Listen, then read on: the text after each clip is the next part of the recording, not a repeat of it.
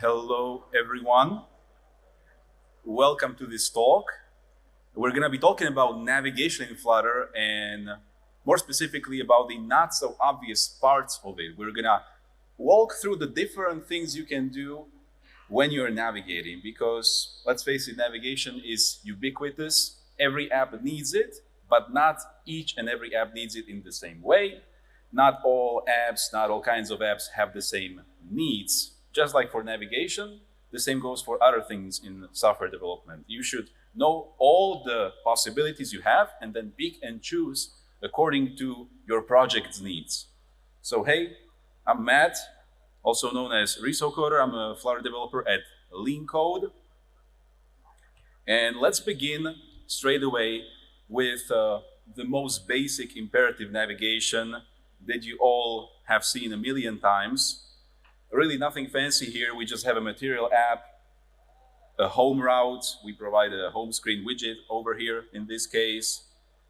And then when you want to navigate, you say navigator of context push, and you directly instantiate both the material page route or Cupertino page route, and also you instantiate the widget, which in this case is the second screen, because we want to go to the second screen. So this is the most rudimentary, most basic, nothing fancy approach.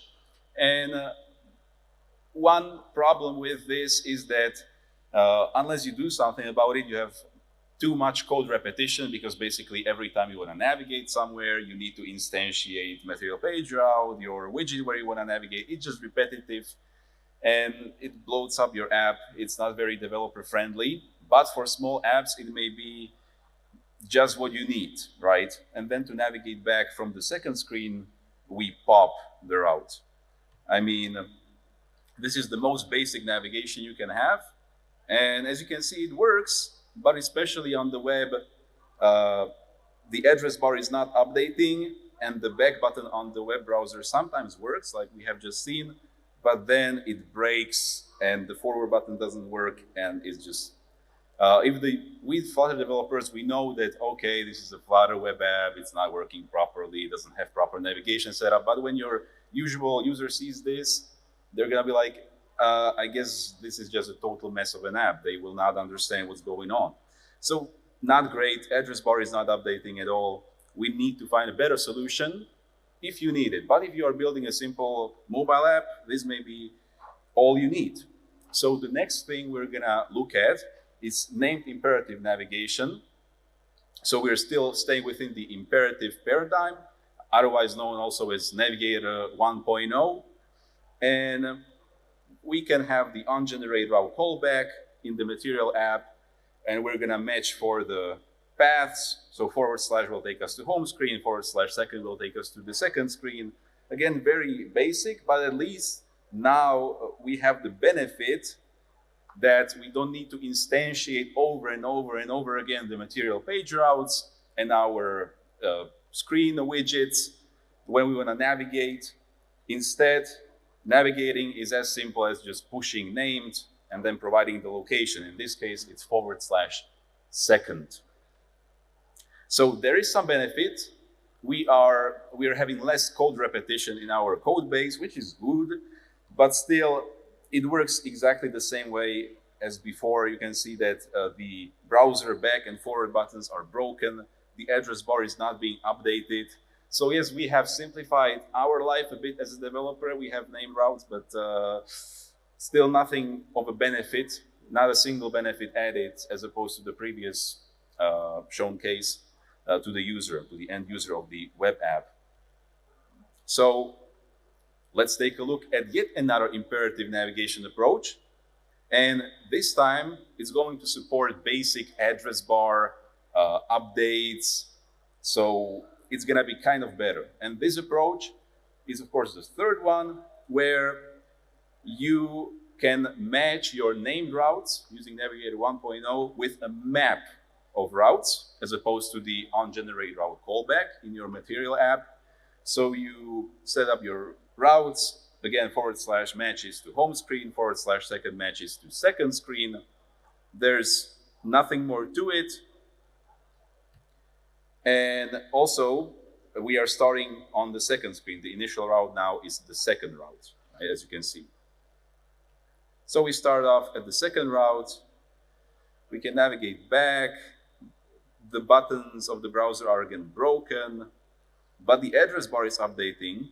We have the /2 there, but it's again broken.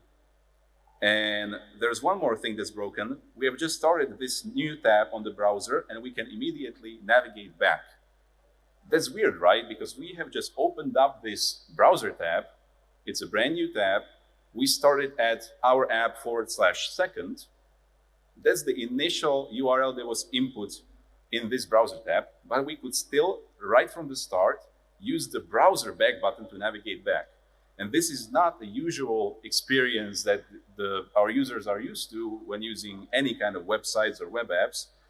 Because let's take, for example, that we start at linko.co/blog.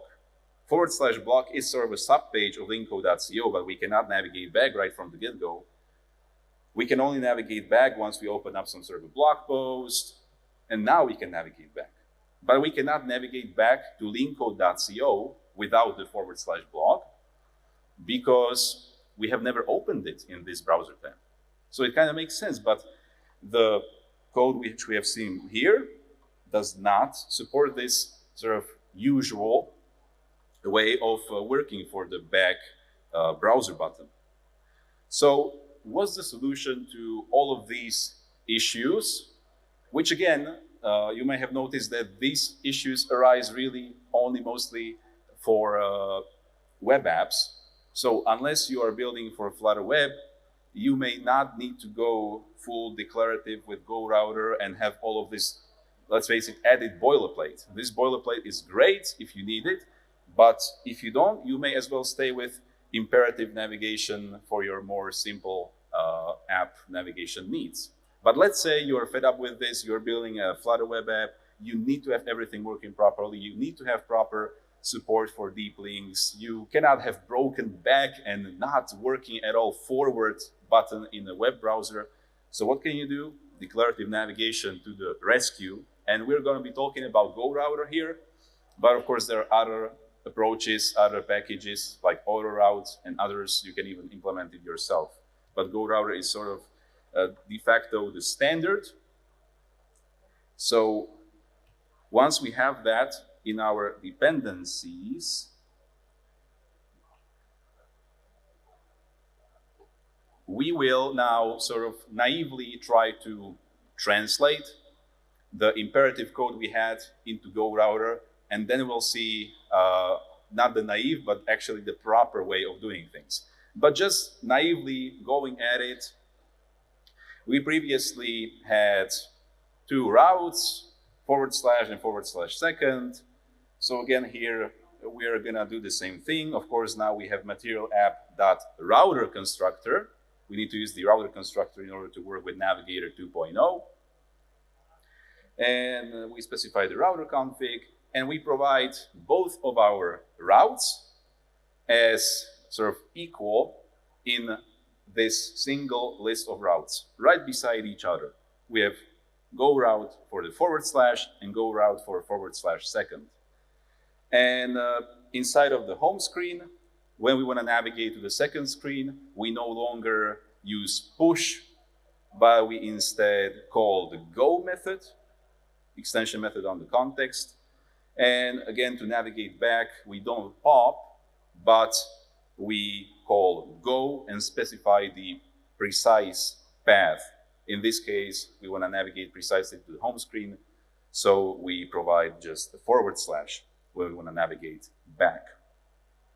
So this is the naive approach, and let's see how it looks like. We can see that immediately we start off in the second screen, but properly we cannot use the back browser button initially. So this is just like with the blog example that you've just seen a few minutes ago. So this is good. And the address bar is of course updating. We can navigate back, and also for the first time, also the forward button works. with GoRouter or any sort of Navigator 2.0 declarative solution. So now the browser buttons are working, address bar is being updated, but do you notice that we are missing something here? Previously, we always had those app bar back buttons, right? On the app bar, we had a back button, but now it's not being displayed. So this tells us that Flutter, for some reason, cannot figure out, hey, can I display a back button here in the app bar? So how can we give the Flutter framework this knowledge that, yes, you can display actually the back button on the app bar? The answer is child routes. So because this is a declarative way of doing things, we need to declare everything, including the relationship between our routes. And this will let the Flutter framework know that, hey, you can display a back button because you can actually pop the route. So we are now making the second route a child of the first route of the home screen, so /. So now second route is nested as a child route within the route with the / path for the home screen. And with initial location still being second, when we now open up the app, we are in second, but we can immediately navigate back using the app bar back button. And also with this kind of a parent-child relationship declared in your GoRouter routes, you can also use context.pop. You can pop your routes as usual. You can, of course, use Go as well to navigate back to the home screen, but this time you can also pop the routes, and this is how also the Flutter framework knows that, hey, I can add the back button to the app bar. And let's talk also about path and query parameters. They were also possible sort of with the imperative approaches, but very cumbersome. But with declarative approach, it's very possible and easy to have path and query parameters in your URLs and to pass them over to your routes and widgets. So let's say that our second screen widget now wants to take in an ID integer and a string message. And then inside of the build method, we're gonna simply display it in a column somehow nicely, this ID and message. So if this is how the widget for the second screen constructor looks like, what can we do for our route? Well, we need to include the ID path parameter within the path. We do that with the colon ID. And then the query parameter is not being included in the path. Only the path parameters are, of course, included in the path definition. And then we sort of non-type safely needs to parse our string, which we get from a path parameters map on the state object. It's nullable, so we need to force it to be not null. And immediately I see so many red flags that it's crazy. When you see this sort of a code, you just know. You just know that either you or your coworker or somebody on an open source project is going to mess up at some point, and the integer will not be parsable because it will be some other value, not an integer. The path parameter is going to be left out. The query parameter is even going to be more left out because it's not even figuring over in the path. So it's just going to be a mess, right? So actually, that's exactly the case with what's happening right now within our example app. Because currently, we're doing this. To navigate to the second route, we just call context.go, but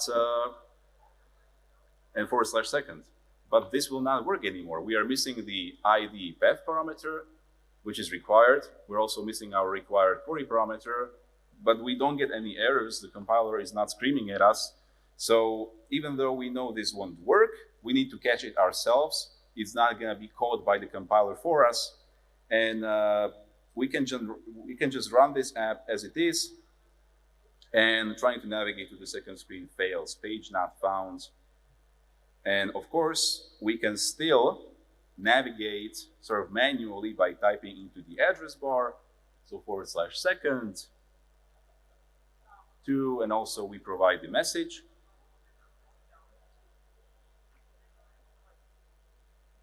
And here we go.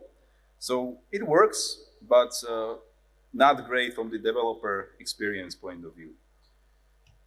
So the solution to adding type safety is using the GoRouter builder package and not defining your routes within the routes list in your material app router constructor, but you're going to define your routes as classes extending GoRoute data.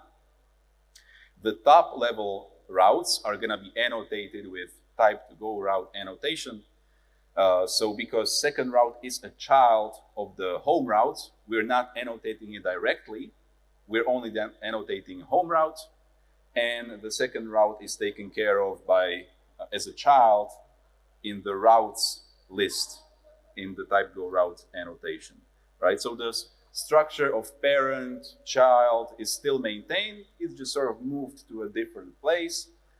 And also, as you can see, the second route has two required constructor parameters, ID and message, and the code generator will take all of this and create nice generated code for us, which will, in a type-safe way, again, parse the string into integer and find the query parameter and take it from the map, but this time we cannot forget about them. And with this approach, since we are no longer working within the routes list of the material app router and GoRouter class, we need to specify the generated app routes as the routes list, right? So $ app routes is the thing that's generated by the build runner. And now we at last have type safety, because to navigate to the second route, we now create the second route object, which has all of its parameters required. So we need to fill them in. We cannot simply forget about them. And then we call go on this newly created instance of the second route class. And there we go. It just will work as it should be. Now, this is just a lightning talk, so I cannot be talking about all the things, but just as a honorable mention, of course, GoRouter also supports shell routes. So those are going to be useful for all of your nested navigation needs, like when you have this sort of a nice bottom navigation bar. So it's going to create separate navigators for your subroutes, basically. So you can use shell route, and it has a very good documentation about how to use it. And just as I mentioned, if you don't want to use GoRouter for declarative navigation, you can also use other packages like the AutoRoute. I believe that after GoRouter, since it's de facto standard, it's supported by Google directly, AutoRoute is sort of the second go-to package, at least in my eyes, for the community as a whole. And it's also great. It also supports shell routes. AutoRoute is very much on par feature to feature with GoRouter, but it has different approach, and it might be just what you need. Maybe it's gonna have a nicer syntax for you, a nicer way of doing things. So what's the moral of the story? It is that you should know everything about navigation, and then based on your project needs, pick and choose which parts you are going to use in your app, because way too many times we may be tempted as developers to future-proof and when it's not really needed. And for a small app, select a enterprise solution and then spend more time on it than necessary. So yeah, maybe sometimes it's enough to have your basic navigation, imperative way of navigation, but for large projects, definitely declarative is more than recommended. And also I would like to invite you all during party this evening to our Lean Code booth, where you can participate in the Lean Code and Friends Flutter quiz. So definitely stop by, because you can win amazing prizes, which are mystery prizes. But definitely stop by at 6:30 p.m. We're starting off, kicking things off at the Lean Code booth. So we're gonna be very happy to see you over there. But you don't need to wait until then, until 6:30, because Lean Code booth is right over there as you go out the doors. And you can stop by even right now and discover our Flutter packages, tackle code challenges, perhaps win some prizes as well. And also you can be on the Flutter open source contributors wall if you so desire. So definitely stop by. We'd love to chat with you. Thank you.